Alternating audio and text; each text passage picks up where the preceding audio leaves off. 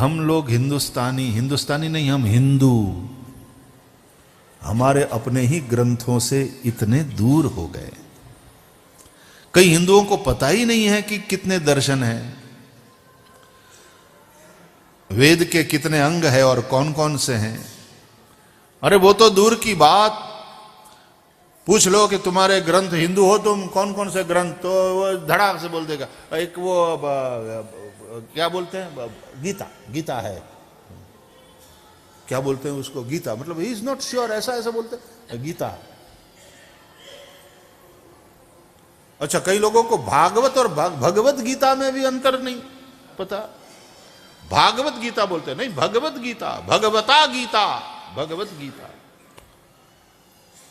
और भागवत ये है, और भगवत गीता तो महाभारत के अंतर्गत है, 700 श्लोकों की सप्तशती, और ये भागवत 18,000 श्लोक, 12 स्कंद। अच्छा ये बताओ गीता के अध्याय कितने हैं, वो पता नहीं, और हम हिंदू हैं। हमें अपने धर्म का ज्ञान नहीं, अपने धर्म के विषय में हम ज्यादा जानते नहीं, अपने बच्चों को ये सिखाने की हमारी कोई चिंता ही नहीं, कोई ललक ही नहीं। बच्चा अंग्रेजी में पढ़े और बड़ा साहब बने, अच्छा पैसा कमाए, जैसे पैसा ही जीवन का सर्वस्व बन गया। इसलिए बालाजी कहते हैं इधर आ, खाली कर खाली कर, हुंडी में खाली कर।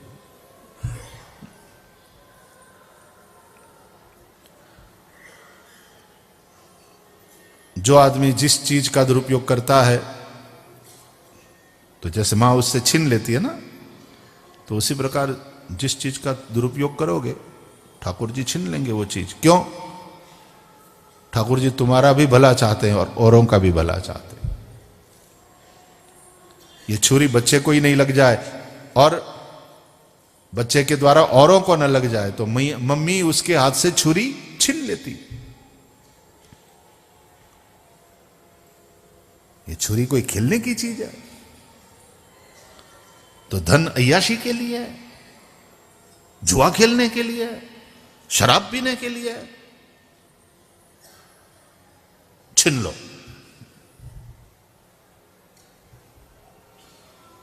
नहीं, अतः धर्म चाहिए। धर्मेण हीना पशुभिः समान। तो धर्म और राजा, राज्य परस्परावलंबी, परस्पर के आश्रित थे, परस्पराश्रय था। तो राज्याश्रय से धर्म मजबूत होता था और धर्माश्रय से राज्य की मजबूती। और आजकल तो तकलीफ ये हो गई है कि हम जो सेकुलर बन गए तो राजनीति और धर्म के बीच वाला संबंध ही काट दिया। राजनीति और धर्म में संबंध नहीं होना चाहिए। ये कैसा छिछरा चिंतन है, बिना सोचे समझे हम बोल रहे हैं। राजनीति और धर्म में संबंध नहीं होना चाहिए, व्हाट डू यू मीन? बस समझ ये होनी चाहिए कि राजनीति में धर्म हो, लेकिन धर्म में राजनीति ना हो। राजनीति में यदि धर्म नहीं रहेगा तो राजनीति केवल कचरा बन जाएगी। और जिस दिन धर्म में राजनीति ने प्रवेश किया तो धर्म की भी वही दशा होगी। इसलिए राजनीति में तो धर्म हो, तब राजनीति कल्याण कर सकती है, लेकिन धर्म में राजनीति ना हो। यह सिक्के के दो पहलू है, उसको कैसे अलग करोगे? लेकिन जब सिक्के के दो पहलू ऐसा बोलते हैं हम, तो दोनों की दिशा अलग अलग है। यह भी वास्तविकता है ना, एक की दिशा एक है, एक की दिशा यह है। तो राजा लोगों पर शासन करता है, धर्म लोक हृदय पर शासन करता है। राजा कानून बनाता है और कानून मैंडेटरी होता है, वो थोपा जाता है। और धर्म थोपने की चीज नहीं, लादने की चीज नहीं, वो स्वीकारने की चीज है। वहां श्रद्धा का महत्व है। तो राजा,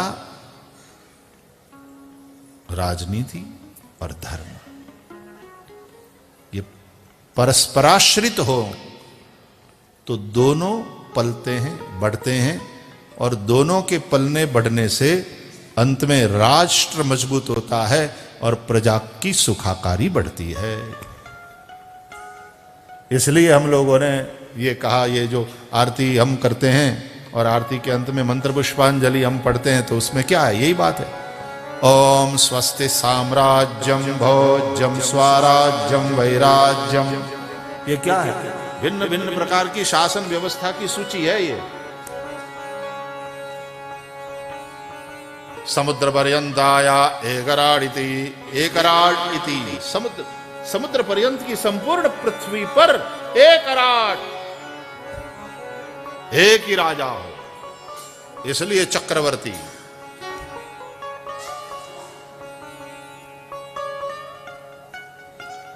मंत्र पुष्पांजलि का वो पढ़ो। हम लोग तो केवल कर्मकांड का एक मंत्र है सोच समझ करके, फिर पंडित जी जब कहते हैं मंत्र पुष्पांजलिम समर्पयामि, तो यूं फूल ठाकुर जी के चरण में समर्पित कर देते हैं। लेकिन मंत्र पुष्पांजलि के इस मंत्र के अंदर क्या कहा गया है, कभी विचार करो इसके ऊपर। मंत्र पुष्पांजलि के द्वारा हम भगवान के सामने निवेदन करते हैं अपना मनोरथ कि हम ऐसा चाहते हैं प्रभु। काले वर्षतु पर्जन्य पृथ्वी शस्यशालिनी, देशोऽयं क्षोभरहितः ब्राह्मणाः सन्तु निर्भयाः। शत्रुणां बुद्धिनाशोऽस्तु मित्राणाम् उदयस्तव। कैसे कैसे आशीर्वाद दिए जाते हैं देखो।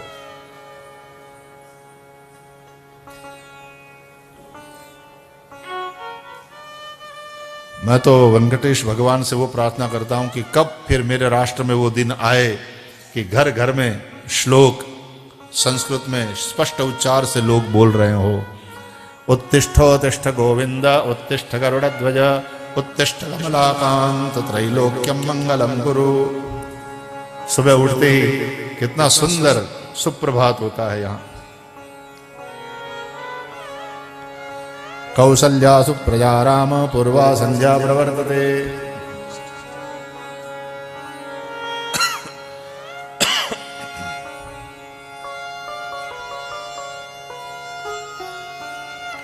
ये भारत की पहचान है।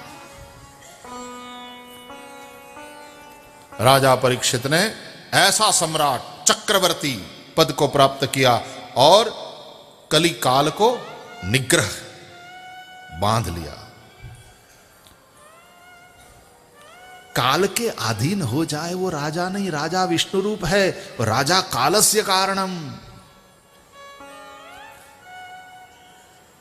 काल को भी अपने अनुकूल बना लेने की सामर्थ्य जिसमें है वो राजा बने। कंट्रोल, सत्ता। अब सत्ता केवल अपना घर भरने के लिए हो तो स्थिति क्या होगी राष्ट्र की। तो ऐसा मिले नेता जो अपने लिए न जी रहा हो, राष्ट्र के लिए जी रहा हो, जिसको अपना सुख दुख नहीं, प्रजा का सुख दुख ही राजा का सुख दुख होता है। उसका अपना कोई शत्रु मित्र नहीं होता, राष्ट्र का शत्रु मित्र ही राजा का शत्रु या मित्र होता है। ऐसा राजा विष्णु रूप होता है। राजा परीक्षित महाप्रतापी, उन्होंने कली का निग्रह किया। लेकिन एक बार स्वर्ण मुकुट माथे पर धारण करके राजा परीक्षित आखेट के लिए गए। माथे पर कली सवार था, क्योंकि जो स्थान दिए थे कली को रहने के लिए उसमें एक स्थान है स्वर्ण। यानी यहां स्वर्ण से अर्थ लेना है संपत्ति। कंचन कीर्ति कामिनी, ये जब बोलते हैं तो कंचन का अर्थ वहां क्या है? अर्थ, संपत्ति। और वो भी कली से प्राप्त हो, अनीति से प्राप्त हो, अधर्म से प्राप्त हो, तो वो अर्थ बड़ा अनर्थ किए बगैर नहीं रहता।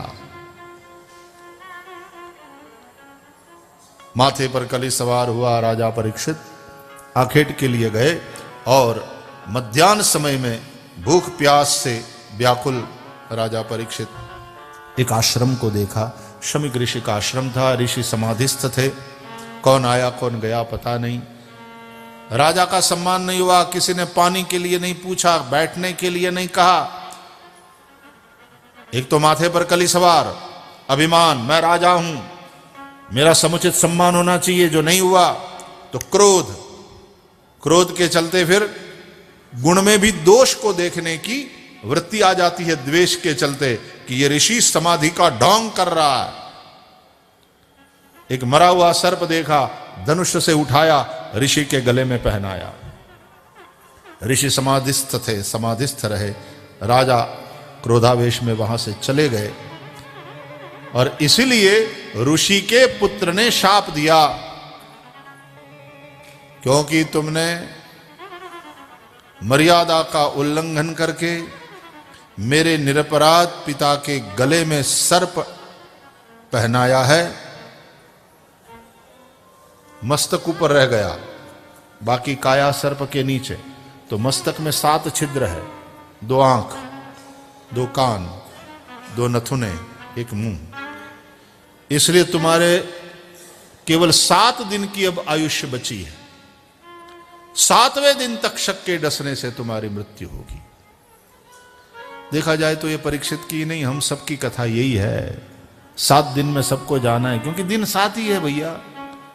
शनि रवि सोम मंगल बुध गुरु शुक्र, 8वां कोई है ही नहीं।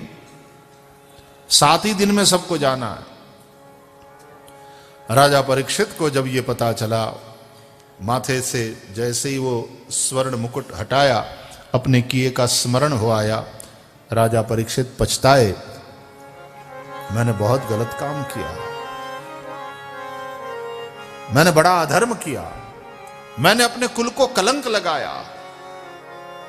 मैं चक्रवर्ती सम्राट कोई और अपराध करे तो मैं उन्हें दंड देता हूं, लेकिन आज मैंने, सम्राट ने अपराध किया, मुझे भी दंड मिलना चाहिए।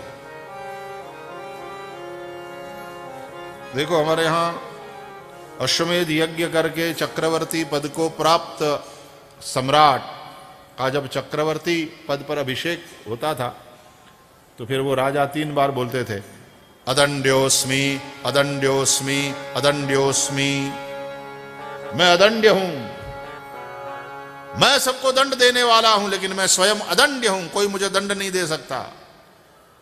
तो उसके गुरुजी बगल में खड़े हैं, हाथ में धर्मदंड है, और राजा के सिर पर लगा कर 3 बार कहेंगे, यहां लगा के, धर्मदंड्योसी धर्मदंड्योसी धर्मदंड्योसी। हे चक्रवर्ती सम्राट, आप भी अदंड्य नहीं हैं, आपको दंड देने वाला धर्म है। यदि आपने कुछ गलत किया, धर्म आपको दंड देगा। थोड़ा सा धर्म के विरुद्ध गए, देवों के विरुद्ध गए। देखो ऊपर वाले की लकड़ी दिखती नहीं है, लेकिन लगती बहुत है। जब वो पड़ती है अपने ऊपर तो लगती बहुत है, दिखती नहीं। कि अकल नहीं आती फिर कि ये दुख कहां से, अचानक सत्ता कैसे चली गई, कि अचानक संपत्ति कैसे चली गई, कि मेरे बेटे ऐसे नपावट नालायक कैसे पैदा हो गए, कि ये अचानक से रोग कैसे शरीर में आ गया। वो लकड़ी दिखती नहीं है, लेकिन लगती बहुत है, चोट बहुत करती, भोगना ही पड़ता है। धर्मदंड्योसी, तुम धर्मदंड्य हो, अदंड्य नहीं हो। इसलिए हमारे धर्मशास्त्र जो कहते हैं, वो अवश्यमेव भोक्तव्यम कृतम कर्म शुभाशुभम, शुभ अशुभ जो भी कर्म किया है निश्चित रूप से वो भोगना पड़ता है। भोगेन पापम, भोग से ही पाप का नाश होता है।